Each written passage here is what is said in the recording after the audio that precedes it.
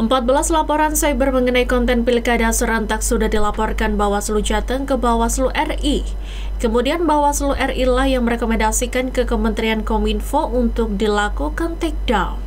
Hal ini disampaikan oleh Ketua Bawaslu Muhammad Amin yang ditemui usai sosialisasi penguatan kapasitas bagi Bawaslu Kota Kabupaten dengan tema pengawasan cyber dan media massa di pemilihan serentak 2024.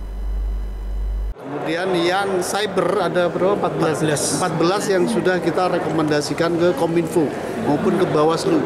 Jadi memang mekanismenya bila kami menemukan apakah itu akun resmi dari paslon yang saat ini ada di seluruh Jawa Tengah, itu kami lakukan kajian awal. Kemudian ini ada unsur nggak, misalkan SARA sebagaimana pasal 57 ya PKPU 13 atau pasal 69 Undang-Undang 10 2006 itu kan ada larangan-larangan kampanye.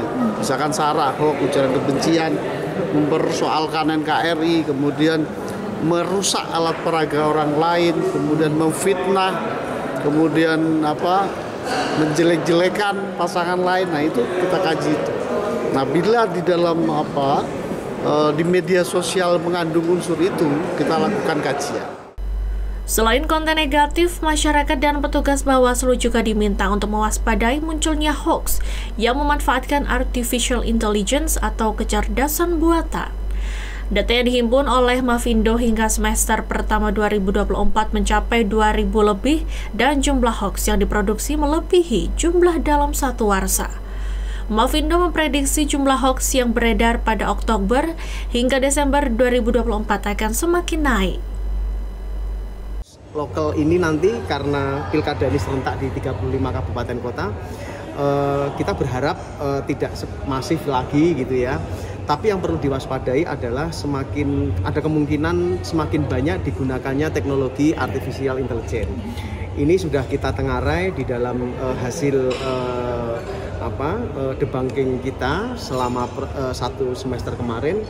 Hoax menggunakan artificial intelligence ini sudah semakin banyak, sehingga semakin halus sekali konten-konten hasil produksi hoaxnya.